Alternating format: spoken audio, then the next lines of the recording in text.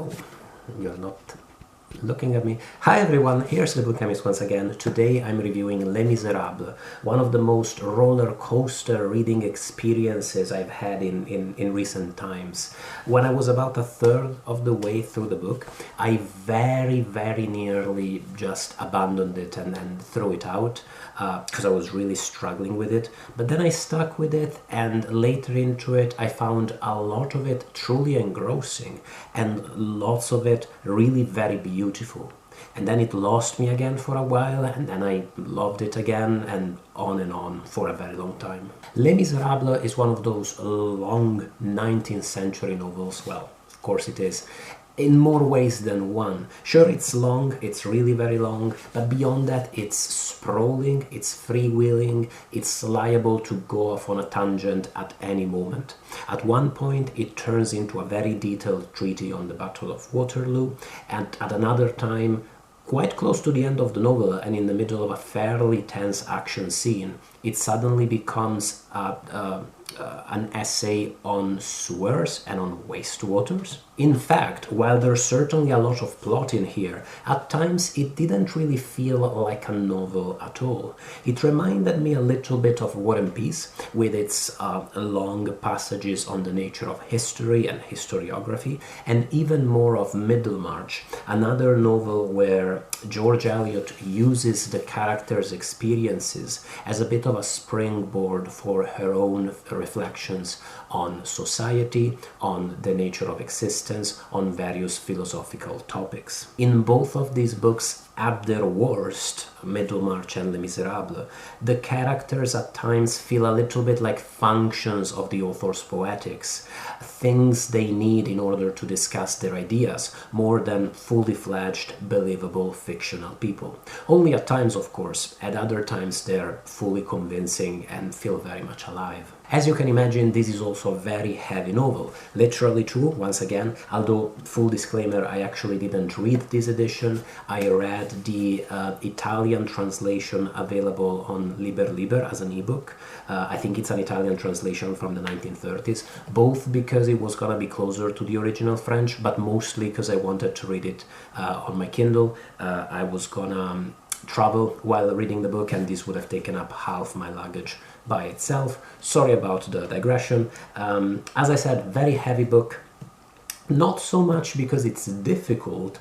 The concepts explored in it are all fairly understandable, even at their most convoluted when it comes to philosophy, when it comes to theology, but just because there's only so much a normal reader can take when it comes to sewers before their will to live just starts to flag, and mine certainly did flag at times. What's really weird here is that, very much unlike War and Peace or Middlemarch, the Les Misérables mixes all of these philosophical discussions and considerations with a plot that's every bit as twisted as The Count of Monte Cristo, full of pathos, full of improbable coincidences, unexpected twists of fate. In some ways, it almost feels like a very early superhero story.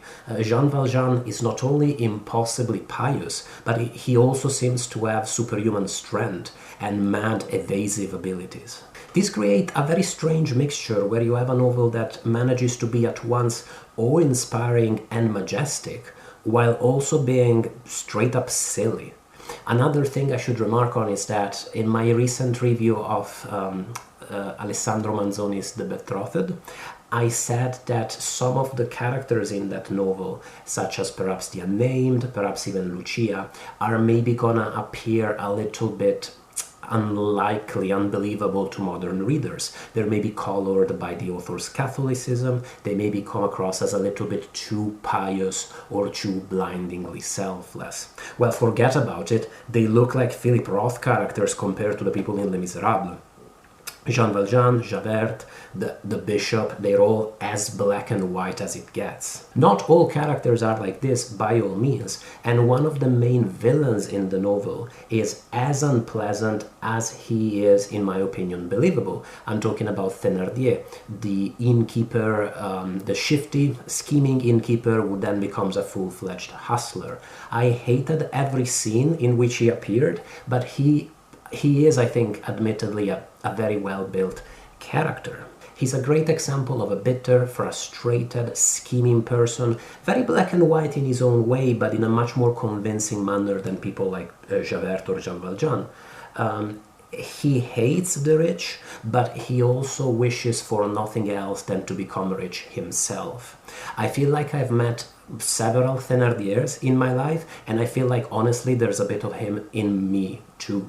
Another thing I should point out as a peculiarity of this very strange book is that among all the sentimental talk and all of the misery, it can actually be really very funny.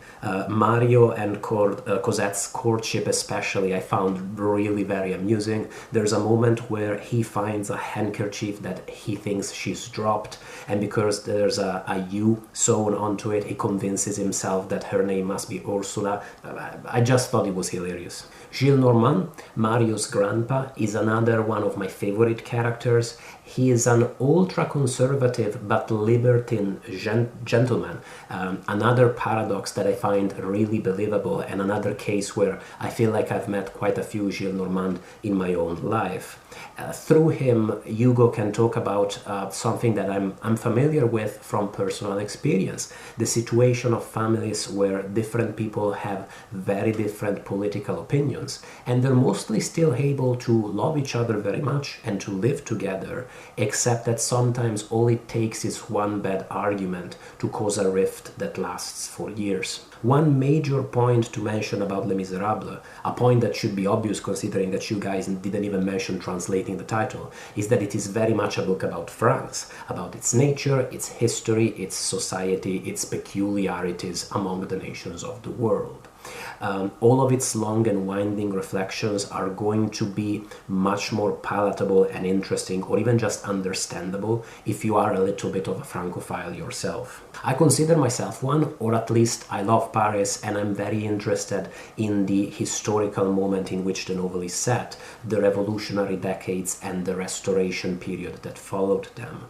And unsurprisingly, once the novel started engaging with these historical subjects, it became so much more enjoyable and interesting to me. I think it has some very relevant, interesting things to say about the paradoxes and complexities of the Restoration period, this historical period where the bourgeoisie suddenly became strong defenders of the monarchy, where the ultra-royalists were so pro-monarchy that to them even the king himself was a Jacobin, and where Napoleon, who, whatever you think about him, had been undoubtedly a dictator, somehow managed to become a liberal icon. I found these reflections really interesting because they helped me think about my own current times under a different light, about the ways in which these political positions can evolve in weird and perverse ways.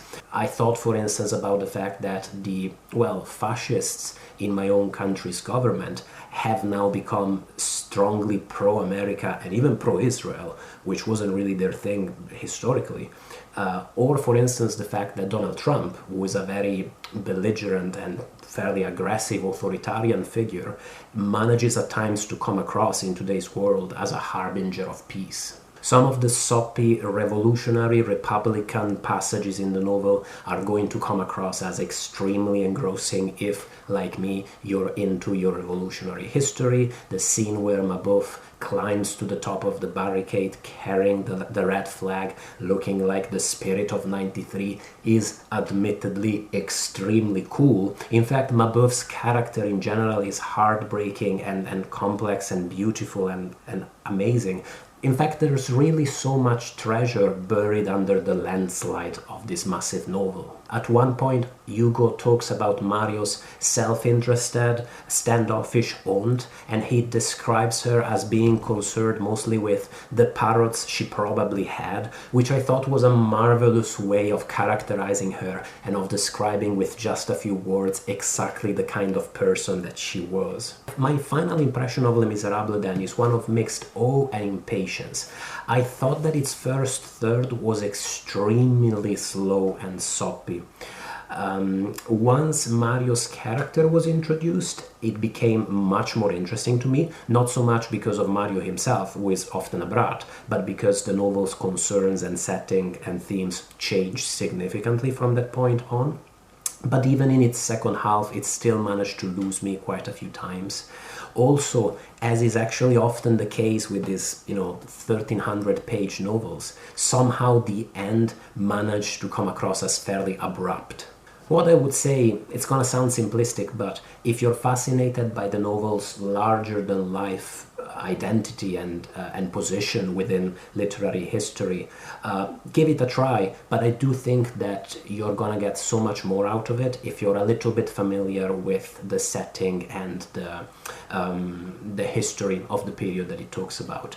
I'm by no means an expert, but my suggestion for an introductory read, if you wanted to read about this period before tackling Les Misérables, would be Eric Hobsbawm's Age of Revolution, which is a fairly compact history book, very enjoyable, and it describes in very clear detail the milieu, both historic, cultural, social, and beyond, in which all of these characters moved. A final side note, I have to mention the show / the movie. I only saw the movie once when it came out. I had no idea it was going to be a musical. I think I fell asleep in the cinema, so take my opinion with a pinch of salt, but I don't remember it.